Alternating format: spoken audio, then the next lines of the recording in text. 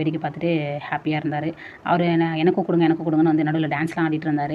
அதுக்கப்புறம் பார்த்தீங்கன்னா நான் வெடிக்கிறத பார்த்துட்டு அவர் ரொம்ப ஹாப்பியாக இருந்தார்.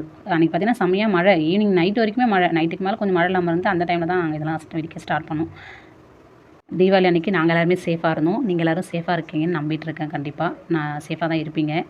என்னன்னா இப்போ இருக்க விலைவாசியில் பட்டாசு தான் வாங்கி வெடிக்க முடியாது போல். இப்போவே எப்படின்னா இன்னும் இருக்க ஜென்ரேஷன்லாம் எப்படி இருக்கும்னு தெரியல.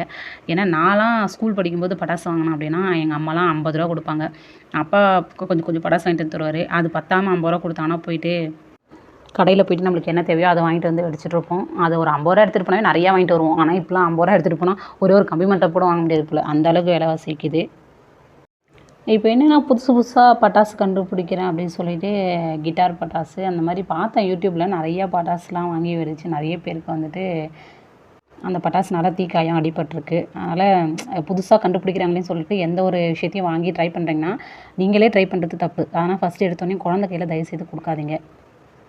நமக்கு சந்தோஷம் எந்த அளவுக்கு முக்கியமோ அந்த அளவுக்கு சேஃப்டியும் ரொம்ப ரொம்ப இம்பார்ட்டன்ட்.